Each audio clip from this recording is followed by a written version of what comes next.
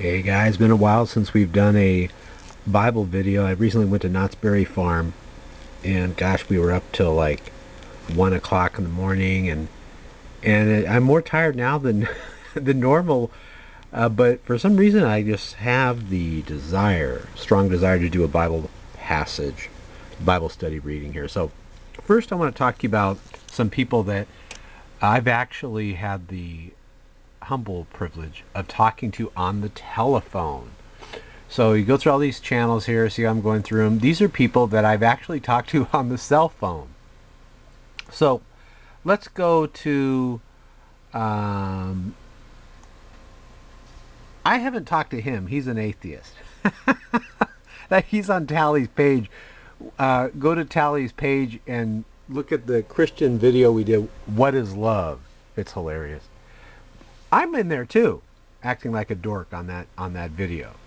But I remember Tally called me and we were talking to him, and he's like, "Hey man, I love you, brother," and it's awesome, the love that Christians have for each other. And even though we've never met, and again, that's not Tally. Let me show you Tally. Tally's down here. We love you too, but this is Tally's channel, and Tally has his friend, the atheist here. So Tally and I talked, and then also I talked to Saunders. Saunders Acts 2618. Him and I talked, and we actually did a radio show together. Hey, brother Saunders. And then D-Man for Christ. Yes, D-Man and I, we've been really busy lately. We do radio shows together, all types of good stuff. And D-Man and I actually talked. Matter of fact, I'm reading from the Bible that he sent me. And I remember when him and I became very good friends. It's like, a brother I never had. Of course, same brother. Was it brother from another mother, but the same father? I think that's how it goes. And of course, water your tree for life. This is Chris's channel, and let me pull up Chris here. And I actually got to talk to Chris on the phone. When was it? When was it, Chris? Friday or Saturday? I think it was Saturday. And it's just awesome. I've got to talk to so many people on YouTube, and I've talked to more folks than them, but I'm trying to just give you a quick shot of some of the people I recently talked to. And it is awesome that even though we haven't met each other, we're able to talk to each other, and it's just another Bible prophecy coming true. All these are strong men of God. And you know what? Let me go ahead and bring up another page. You know what? I know I shouldn't have done this because now I'm going to keep bringing up everyone's page. But all these are strong men of God. And let's not forget about Nephilim Free, who was on one of our radio shows. And I can keep going, you guys. I know I'm leaving a bunch of people out, but him and I've talked on the phone, and we just did a radio show together. What we see, you guys, is this. Here's what we're seeing. And every one of us Christians, I mean, we have this very, not strong feeling, but a strong, like a strong sense of the word. And I do believe there's something to it. We have a strong sense that what we're seeing is, we are seeing, let me get a pen here. Okay. We're seeing evil become more prevalent in our society, like this. Imagine like a bar graph going up like this. And at the same time, we're seeing Christians that before were shy and kind of quiet, now they're become more bold for the gospel of Jesus Christ. It's like a polarization, and it's getting stronger and stronger. As evil becomes more and more prevalent in our society, we are seeing more and more Christians stand up. I just talked to another friend on YouTube. I met a new Christian that I've never seen, but a lot of you guys introduced me to him. And it is awesome. And so it's great. So let's do a Bible study. I believe that something's happening out there. Something's going on. So let's go ahead and read from... Here it is. Luke 18:9. Watch what Jesus says here. Let's shed some light on the subject. Hold on. And by the way, I hope you guys are doing great. I am doing excellent.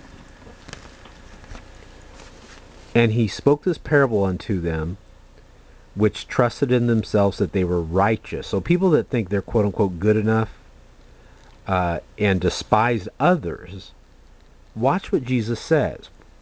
He says, and I'm reading from Luke 18:9. 2 men went up into the temple to pray, the one a Pharisee and the other a publican. Now, let's stop and let me tell you a little bit about what a publican is, because a lot of people are like, it doesn't mean Republican, like, Democrat, Republican. What is a publican?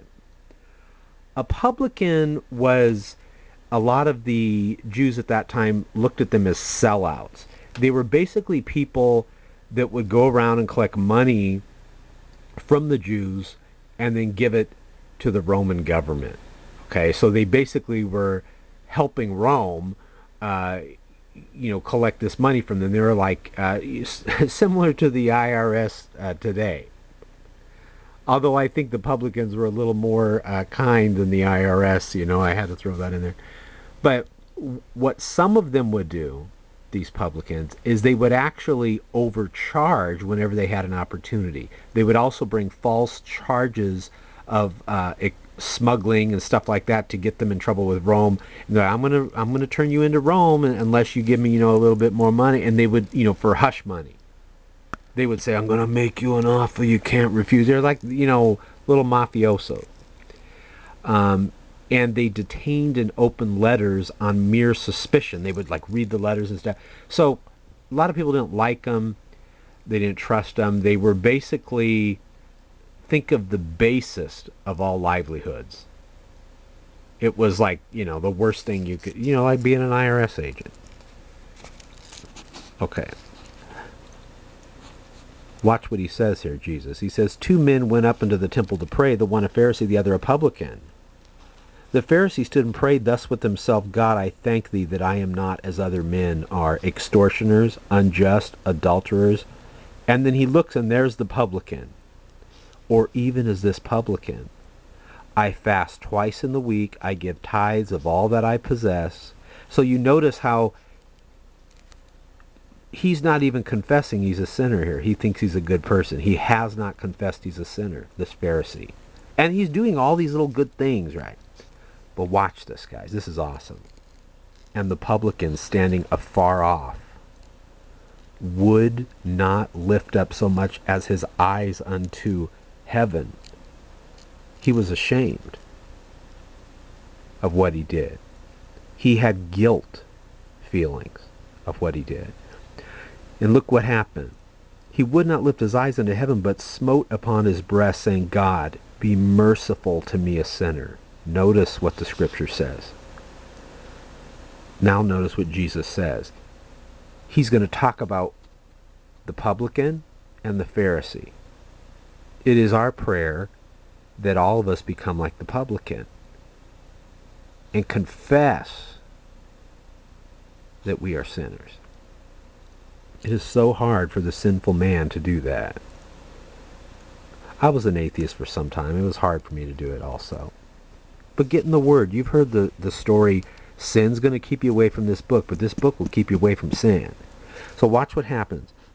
Jesus says, I tell you, this man, the publican, went down to his house justified, rather than the other. For everyone that exalteth himself shall be abased, and he that humble himself shall be exalted. So you know what? The wise thing to do is to humble yourself as much as possible. God, I am a filthy sinner. See, in humbling yourself, you shall be justified, you shall be exalted. Notice the man that confesses he's a sinner, he gets forgiveness. He gets justified. Which person here are you? I want to be like the publican that is ashamed of my sin, and I cannot even open my eyes to heaven, and I want to say, God, be merciful to me, a sinner. That's the person I want to be. Like Jesus says, that man went down to their house justified. Can you become like the publican? Can you admit it? Remember, for everyone that exalteth himself shall be abased, and he that humble himself shall be exalted. God bless you guys, and Maranatha.